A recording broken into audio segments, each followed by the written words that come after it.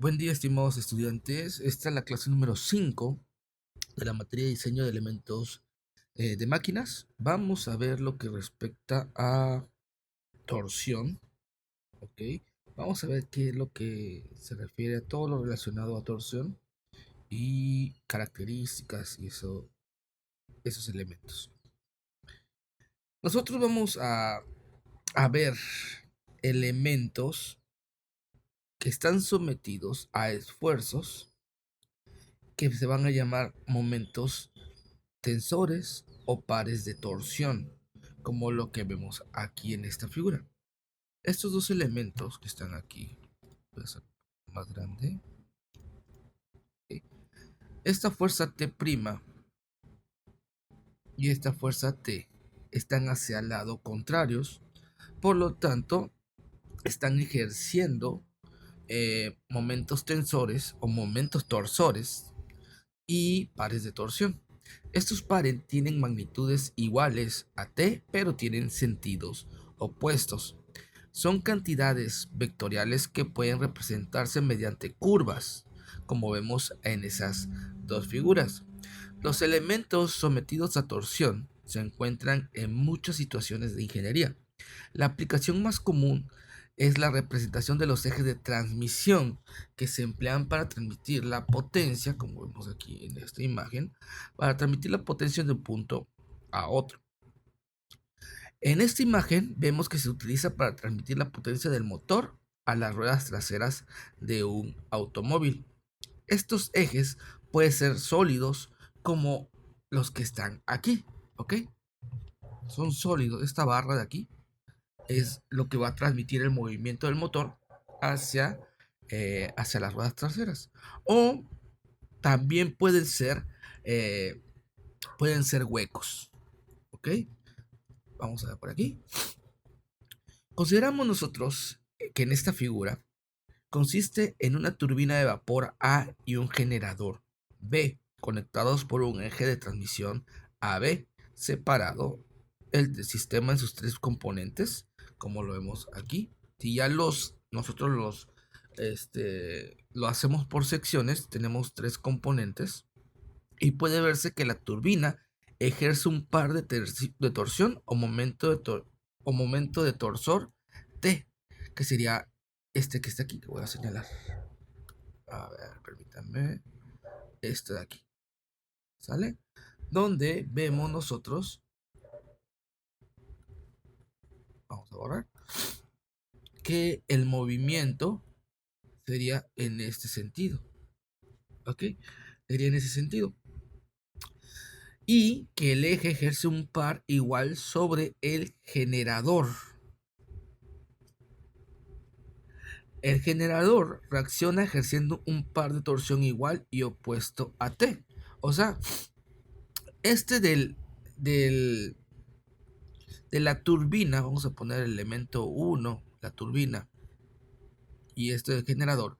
La turbina ejerce su movimiento en esta parte del eje de transmisión, mientras que el generador va en sentido contrario y lo ejerce en esta parte. ¿Ok? Sobre el mismo eje. Y esto se va a considerar como un eje o un esfuerzo de torsión T sobre la turbina. Primero, analizaremos nosotros los esfuerzos y las deformaciones que ocurren en los ejes circulares. ¿Ok? ¿Cuáles son esos ejes circulares o cuál es la propiedad importante en estos ejes circulares? Es cuando un eje circular se somete a torsión, todas las secciones transversales permanecen planas y sin distorsión. En otras palabras, mientras que las diversas secciones transversales a lo largo del eje giran a través de distintos ángulos, cada sección transversal gira como una placa sólida rígida. Esta propiedad permitirá determinar la distribución de los esfuerzos cortantes sobre un eje circular y obtener en conclusión que la deformación acortante varía linealmente con la distancia desde el eje de la flecha. Considerando las deformaciones en el rango elástico utilizando la ley de Hooke para el esfuerzo cortante, la deformación acortante se determinará la distribución del esfuerzo cortante en un eje y se deducirán las fórmulas para la torsión elástica. Son las fórmulas que nosotros vamos a analizar más adelante. Bueno, vamos a analizar los esfuerzos en un eje. Vamos a considerar que tenemos nosotros ahí un eje AB sometidos a un par de torsión T y T'. ¿Ok? Este es el par de torsión T y este es el par de torsión T', o sea, en sentido contrario, que tienen la misma magnitud, pero están opuestos y se efectúa un corte perpendicular al eje de la flecha en algún punto arbitrario. No necesariamente en medio, pero hay un punto perpendicular que se marca como C en esta figura. El diagrama de cuerpo libre de la porción BC del eje debe incluir las fuerzas cortantes elementales. Vamos a ver por aquí. Por ejemplo, aquí están el mismo eje ya partido en el punto C. Nosotros hacemos el diagrama de cuerpo libre y debe incluirse las fuerzas cortantes elementales, como es esta que está aquí, de F, ¿ok? Que es perpendicular al radio del eje que la porción AC ejerce sobre BC al torcerse el eje. Y nosotros podemos estimar a partir de aquí que la diferencia, ¿ok?, va a ser igual a esto que está aquí. Ahorita vamos a ver qué es esto, ¿ok? Pero las condiciones de equilibrio para BC requieren que el sistema de estas fuerzas elementales sean equivalentes a un par de torsión T igual y opuestos a T'. Le dotamos como esta letra, ¿ok? Le la vamos a anotar como la distancia perpendicular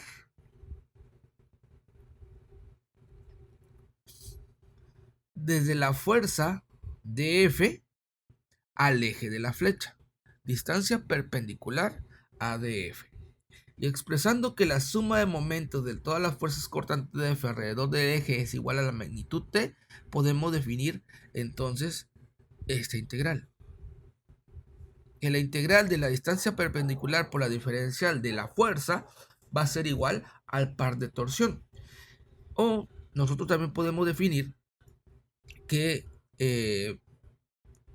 la diferencia de la fuerza va a ser igual a el par de torsión tau o el esfuerzo de torsión tau por la diferencia que va a haber de área, ¿ok? Donde sabemos nosotros que tau es el esfuerzo cortante en el elemento de área con una diferencia de A, ¿ok? Eso ya lo vimos en clases pasadas, vimos esto de tau, ¿ok? Y vimos cómo cambia dependiendo del área. Ya que tenemos eso, nosotros podemos sustituir aquí, quedándome lo siguiente, quedándome que la diferencia de la distancia va a ser igual a el esfuerzo cortante por la diferencia que va a haber de área. Y esto va a ser el par de torsión T. A pesar de que la relación obtenida expresa una condición importante que debe satisfacer los esfuerzos cortantes en cualquier sección transversal del eje, no indica cómo están distribuidos estos esfuerzos en la sección transversal. Debemos observar, por lo tanto, que la distribución real del esfuerzo bajo una carga dada es estáticamente indeterminada, es decir, que esta distribución no puede determinarse por los métodos de la estática. ¿Ok?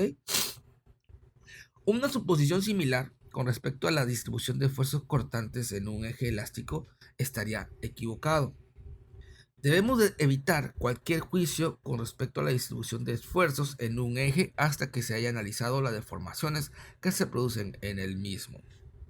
Aquí vamos a ver esta figura que está aquí. Aquí está. Ok, aquí está. Vamos a hablar de esa figura. Vamos a considerar un pequeño elemento del eje mostrado, o sea, del eje que estamos hablando nosotros. ¿Ok? Se sabe que el par de torsión aplicado al eje produce fuerzas cortantes tau en las caras perpendiculares al eje de la flecha. Y ahí están con las flechitas marcando cuáles son los esfuerzos cortantes. Pero las condiciones del equilibrio requieren la existencia de esfuerzos iguales en las caras formadas por los planos que contienen el eje de la flecha. Y puede demostrarse que tales esfuerzos cortantes ocurren en realidad en la torsión, considerando un eje elaborando de duelas separadas sujetas con pasadores en ambos extremos a discos, como se muestra en esta figura. O sea, aquí tenemos nosotros que en lugar de tener un eje sólido, podemos elaborar este eje juntando elementos en una base con pasadores y luego girando para ver cómo se desempeñan estos esfuerzos. ¿Ok? ¿Dónde están desempeñando estos esfuerzos y cómo, en qué modelo? Si se pintan marcas en dos duelas adyacentes, se observa que las duelas se deslizan una con respecto a otras cuando se aplican pares iguales y opuestos a los extremos.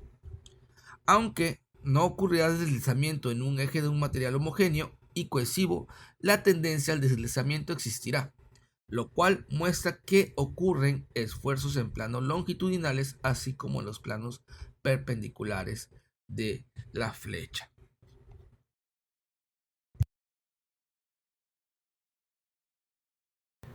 Y bueno, vamos a hablar de las deformaciones en un eje circular. Considerando nosotros un eje circular unido a un soporte fijo en sus extremos, como aquí vemos en la figura, que el eje está sujeto a este soporte, ¿ok? Si se aplica un par de torsión T al otro extremo, el eje se torcerá al girar su extremo libre a través de un ángulo phi que se va a llamar ángulo de giro. Y aquí lo podemos ver, que sería esta parte de aquí, que está muy chiquito. Vamos a hacerlo un poquito más grande. ¿Ok? Ese va a ser el ángulo de giro. Eso significa que dentro de un cierto rango de valores de el par de torsión T, el ángulo de giro phi es proporcional al esfuerzo al par de torsión. También muestra que el ángulo de giro es proporcional a la longitud L del eje. En otras palabras, el ángulo de giro para un eje del mismo material y con la misma sección transversal, pero del doble de longitud, se duplicará bajo el mismo par de torsión. Un propósito de este análisis será encontrar la relación específica que existe entre el ángulo de giro, la longitud y el par de torsión. Otro propósito será determinar la distribución de esfuerzos cortantes en el eje, que no fue posible obtener solo con base en la estática, como lo analizamos en anterior problemas. Nosotros vamos a señalar una propiedad importante de los ejes circulares cuando un eje circular se somete a una torsión. Todas sus secciones transversales permanecen planas sin distorsión. Dicho de otra manera, aunque las distintas secciones transversales a lo largo del eje giran diferentes cantidades, cada sección transversal gira como una placa sólida rígida, como vemos aquí en la figura. Aquí tenemos secciones como si fueran placas sólidas, ¿ok? Si nosotros aplicamos el par de torsión, esto se va a mover como si fuera una placa. Cada partecita se va a mover como si fuera una placa individual, es lo que se refiere esta parte, ¿ok? Esto demuestra que las deformaciones en un modelo de caucho sometido a torsión se comportan de esta manera. La propiedad que se analiza en este momento es característica de ejes circulares sólidos o huecos, y no la comparten los elementos de sección transversal no circular. Solamente funciona para ejes circulares sólidos o huecos. Por ejemplo, cuando una barra con sección transversal cuadrada se sujeta a torsión, sus distintas secciones transversales se tuercen y no permanecen planas. Y bueno, vamos a ver, analizar otra imagen por aquí. Aquí tenemos otra imagen.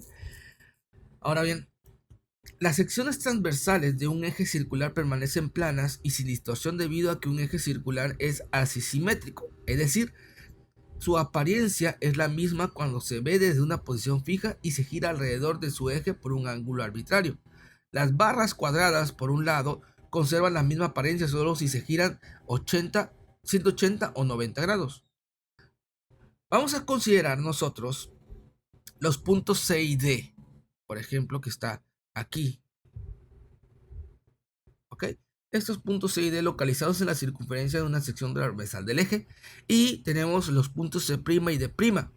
Las posiciones que ocupan después de que el eje ha sido torcido. O sea, cuando está el punto C y D y aplicas torsión, el punto C se movió a C' y el punto D se movió a D'. La simetría axial del eje y de la carga requieren que la rotación que hubiera causado que D llegara a C ahora debe llevar a que D' llegue a C'. Por lo tanto, C' y D' deben estar en circunferencias de un círculo y el arco C' D' debe ser igual al arco CD, como lo menciona aquí. Están en la misma posición básicamente. Lo que quiere decir todo este rollo es que cuando se mueven, se van a mover de forma uniforme. No va a haber un cambio de distancia. ¿Ok? La distancia CD o el arco que forma CD va a ser proporcional o va a ser igual al arco C' D', aunque haya torsión. La misma situación prevalecerá para cualquier otra sección transversal, ya que todas las secciones transversales del eje están sometidas al mismo par de torsión interno T. De esta manera, un observador que vea el eje desde su extremo A concluirá que la carga provoca que cualquier círculo dado dibujado sobre el eje se aleje.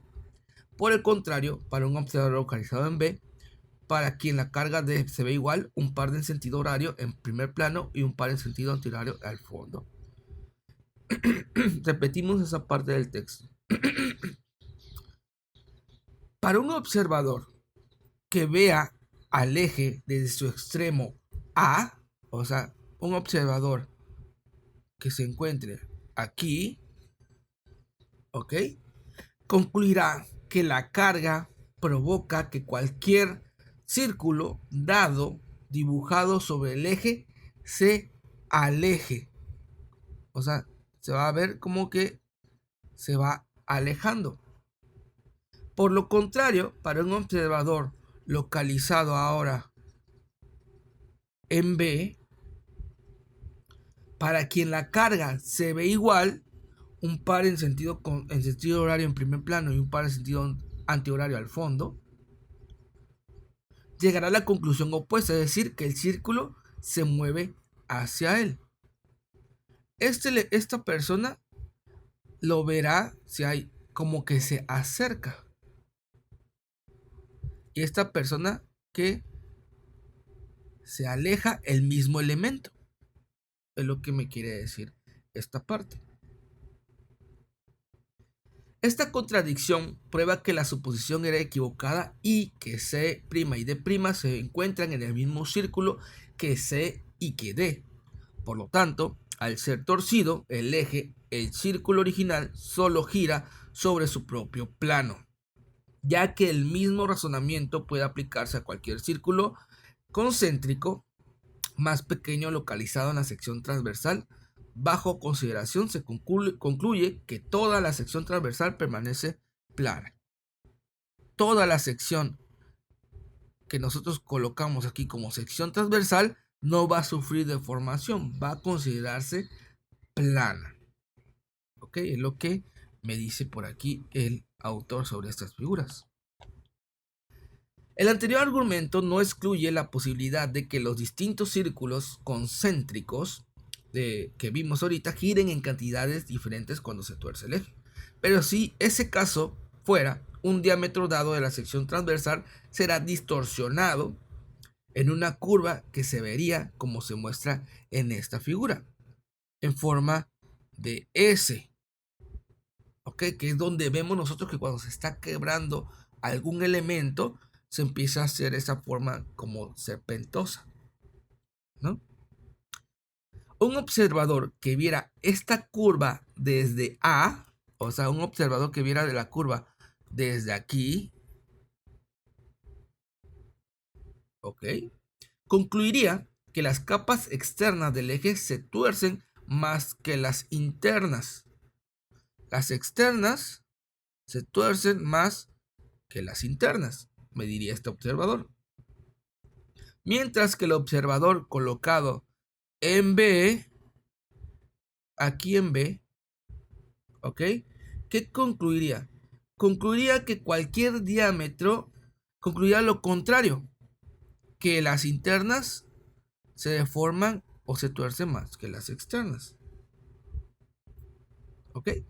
Esta inconsistencia permite concluir que cualquier diámetro en una sección transversal dada permanece recto. ¿Ok? Sacamos de conclusión que no hay deformación en ese en sí, sino que va a permanecer en recto ese diámetro. Y por lo tanto que cualquier sección transversal dada de un eje circular permanece plana y sin distorsión, pero en esa área en específico. ¿Ok? Y bueno, este análisis hasta ahora ha ignorado el modo de aplicación de los pares tensores T y T'. Si todas las secciones del eje desde un extremo hasta el otro deben permanecer planas y sin distorsión, es necesario asegurarse de que los pares se aplican de tal manera que los extremos mismos del eje permanezcan planos y sin distorsión. Esto puede lograrse aplicando los pares T y T' a placas rígidas que se encuentran sólidamente unidas a los extremos del eje, como en este caso. Solo así puede estar seguro de que todas las secciones permanecerán juntas y permanecerán planas y sin distorsión cuando la carga se aplique, y que las deformaciones resultantes ocurrirán de manera uniforme a lo largo de todo el eje. Todos los círculos igualmente espaciados que se muestran en la figura, que vemos ahí un espacio mallado, girarán en la misma cantidad en relación con sus vecinos. Y cada una de las líneas rectas se convertirá en una curva hélice que intersecan los distintos círculos en el mismo ángulo. O sea, mantendrán su proporción, ¿ok? De forma uniforme.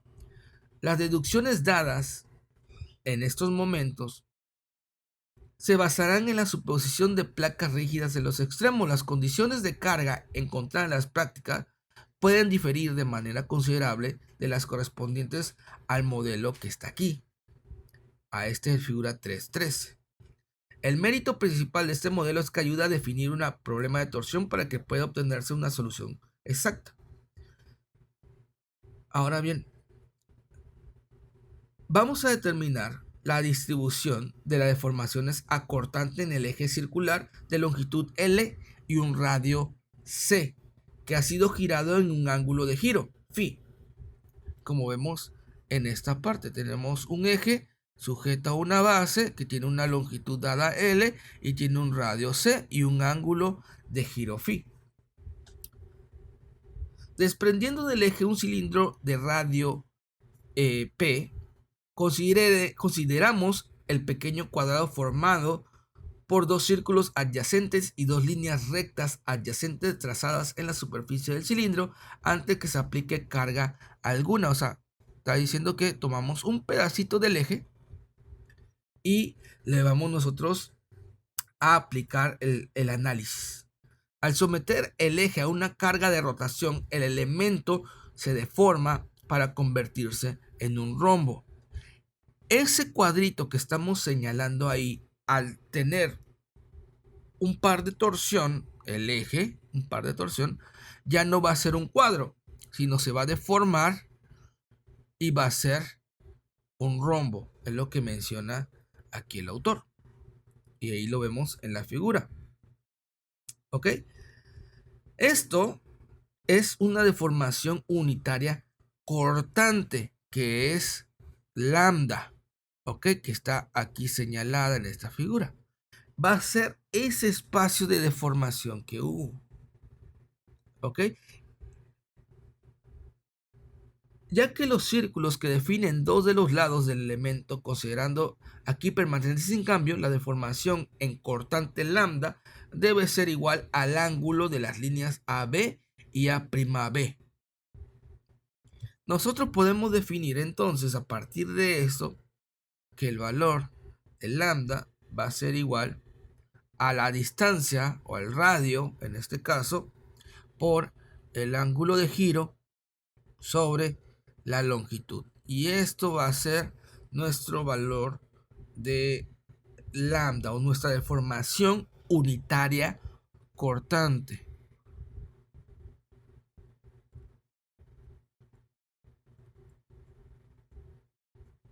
¿Ok? Es lo que nosotros vamos a definir, donde tanto lambda como phi están dados en radianes. Entonces la deformación unitaria a corte en una flecha circular varía linealmente con la distancia desde el eje de la flecha. Por lo que yo puedo, ya para ir concluyendo esta parte, yo puedo decir que el valor máximo de la deformación unitaria va a ser igual a cuando tenemos nosotros que este valor de P equivale a C, o sea, equivale a todo el radio original. Si nos damos cuenta aquí en la imagen, aquí, vemos que el radio C es el radio de todo el eje, ¿ok? Mientras que el radio P es solamente el radio de la sección que estamos nosotros tomando, una sección más pequeña. Por lo que si tenemos que P es igual a C, entonces la deformación unitaria máxima va a ser C por el ángulo de giro por la longitud. Ahora, si nosotros igualamos las dos ecuaciones, o sea, igualamos o tomamos en cuenta esta de aquí y esta de aquí, podemos ver que podemos eliminar el valor de phi, ¿ok? Y podemos eliminar también el valor de la longitud, quedándome entonces como que la deformación unitaria va a ser igual a el primer radio, el radio que está estudiando, sobre el radio del eje por la deformación máxima que puede tener este elemento. Y a partir de ahí nos vamos a basar para encontrar las diferentes fórmulas. Quedamos hasta aquí porque ya está quedando el video muy largo. Nos vemos en el segundo.